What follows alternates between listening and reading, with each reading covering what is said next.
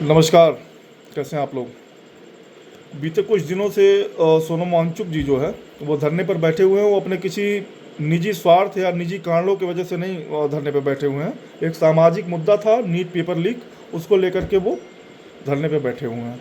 तो मैं social media पे देख रहा था, कुछ लोग उनके जो है उनको ट्रोल कर रहे हैं कि ये वामपंथी हैं, ये फलाना है, ये ढिमकाना है। देखिए, पहली चीज़ तो आप लोग जान लीजिए कि वामपंथ कोई गाली नहीं होता है। वामपंथ एक विचारधारा है जो हमारे देश में फला फूला है, और हमारे देश में बहुत सी विचारधाराओं का सम्मान हुआ है। तो एक उसी में से एक वामपंथ भी एक विचारधारा है, वो भी फला फूला है, उसका भी सम्मान होना चाहिए।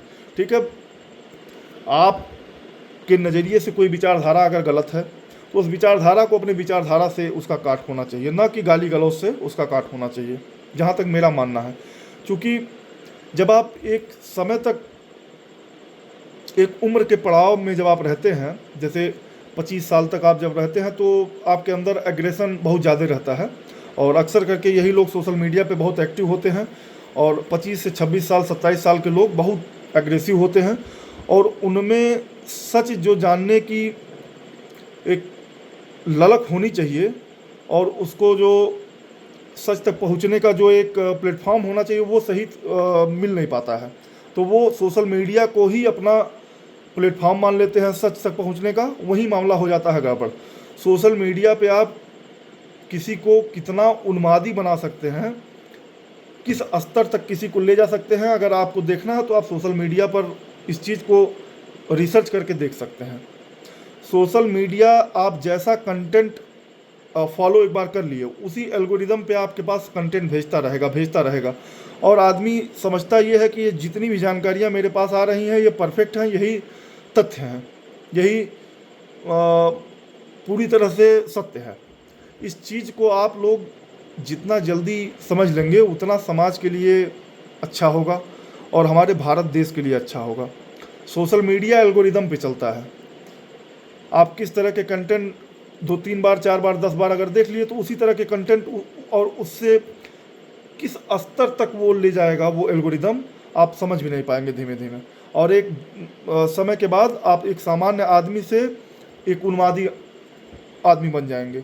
और मैं ये किसी को पर्टिकुलर किसी एक व्यक्ति को नहीं कह रहा हूँ, मैं पूरे समाज को कह रहा हूँ। जितनी भी हमारे देश में धर्म है, उन सारे धर्मों को मैं ये चीज़ कह रहा हूँ। देखिए, अगर आपको तथ्य को जानना है तो आप जिस भी विषय के बारे में तथ्य जानना चाहते हैं उस समय के किताब को पढ़िए, उनके आलोचकों की किताब को पढ़िए, उनके समर्थकों की किताब को पढ़िए, तब जा कर के आप तथ्यों तक, असली तथ्यों तक पहुंच पाएंगे। अगर सोशल मीडिया को आप माध्यम बना रहे हैं तथ्य जानने का, तो फिर आप माफ़ कीजिएगा, बहुत गलत ही दलदल में जा रहे हैं। और हाँ, थोड़ा सा मैं मार्ग भटक रहा हूँ। तो सोनम वांगचुक जी के ऊपर में हम बात कर रहे थे।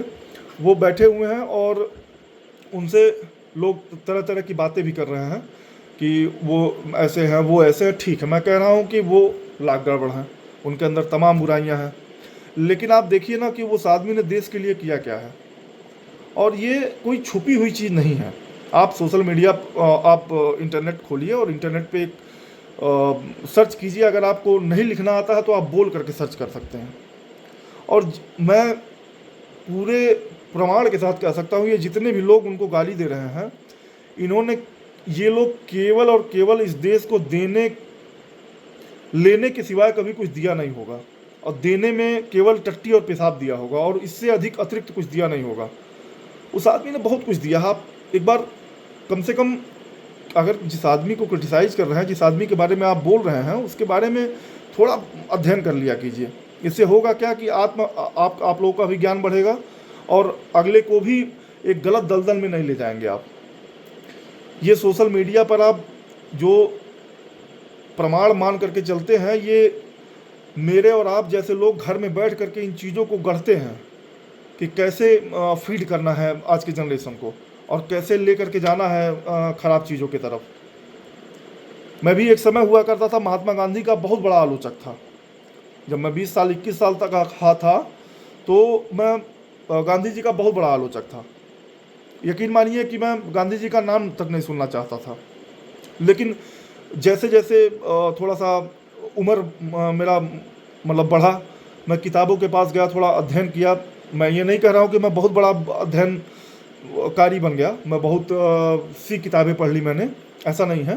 पर जो भी मुझसे बन पड़ा उतनी किताबें मैंने पढ़ी, और मैंने देखा कि ये तो बिल्कुल उलट तथ्य यहाँ पे किताबों में है।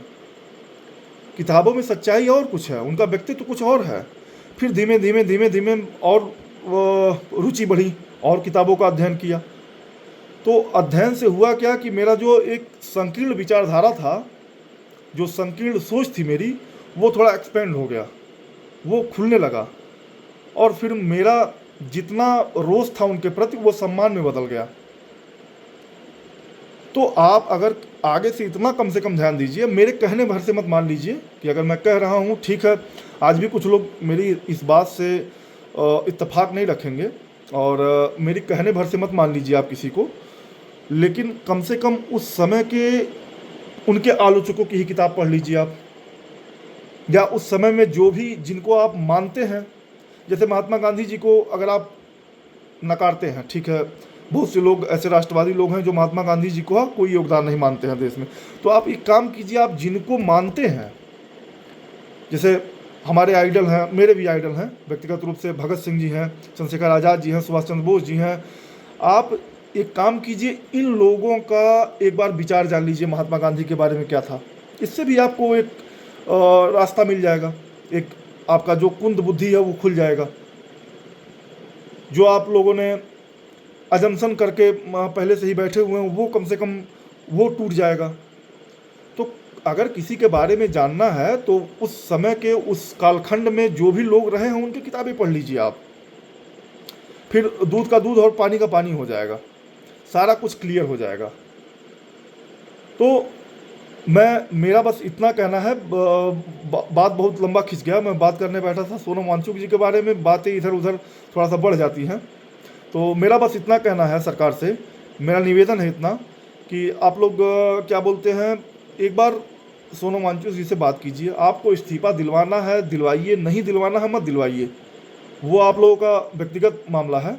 लेकिन एक बार आप लोग बात कर लीजिए। एक नागरिक होने के नाते वो मैं मान लेता हूं कि उन्होंने कुछ नहीं दिया देश को, लेकिन वो भारत के नागरिक हैं। और एक सरकार की नैतिक जिम्मेदारी होती है कि किसी भी नागरिक के ऊपर कोई आंच नहीं आनी चाहिए। तो एक नागरिक होने के नाते ही आप जा करके उनसे बात कर लीजिए। आप 18 दिन से वो भूख हड़ताल पे बैठे हुए हैं, और अब धीमे धीमे शरीर जवाब दे देगा उनका।